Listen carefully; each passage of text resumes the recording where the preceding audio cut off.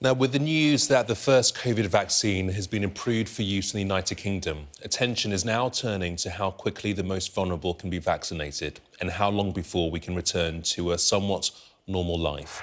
Senior clinical lecturer at the University of Exeter, Dr. Bharat Pankania, joins me now. Dr. Pankania, always really good to get your thoughts. Firstly, your reflections on what was said yesterday. Do you think this is the beginning of the end of the pandemic in the United Kingdom?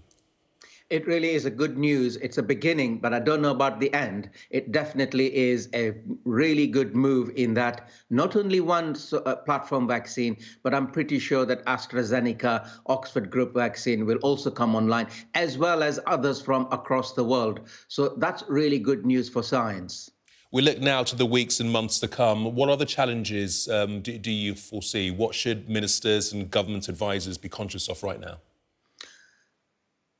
Getting the messaging right is very important, and I would ask that politicians stay away from this and allow the experts who know about immunization and vaccines to give the public health messages, as well as arrange for the best way to immunize a lot of people, because there are technical difficulties with regard to the Pfizer BioNTech vaccine. It has to be kept at a very cold -70 degrees temperature. So that's going to result in a lot of logistics issues of how do we best deliver this. And then, of course, to work out who to deliver the vaccines to in the first instance.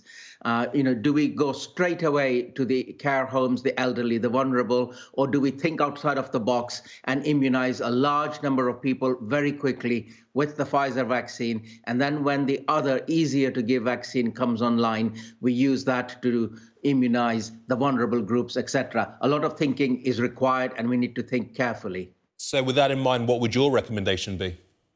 Without a doubt, we've got to cover the very vulnerable groups. And then the second group would be the healthcare groups, because in the healthcare groups, what happens is the healthcare worker may be infected, infectious, and take their infections to their patients. So those two groups as a priority. Thereafter, we need to think very cleverly around the out of the box, which is where would we get the greatest public health gains for rapidly covering a lot of people in a short time so that the viral activity across the board starts to drop. And then there are synergistic benefits of doing that, which is even though people who have not been immunized get protected because the level of circulating virus is low because you've immunized a large number of people very quickly.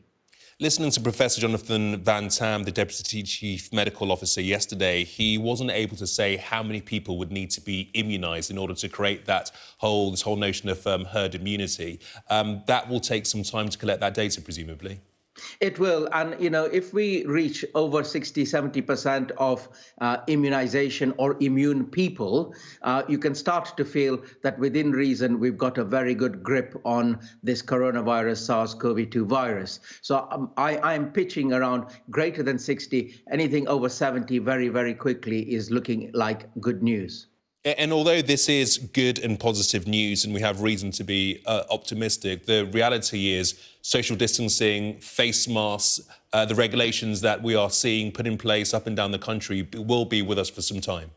Oh, they will be with us for some time. And even after we have been immunized, we need to be careful, because one of the things that we don't really know is, of the people who have been immunized, do we know that they don't get mildly infected and are therefore infectious? That bit we don't know because it hasn't really been tested in the experiments. So we will have to be careful even after immunization, in case, just in case, the vaccine prevents you from getting severe illness, but allows you to have mild illness and be infectious. That we will find out. Therefore, what do?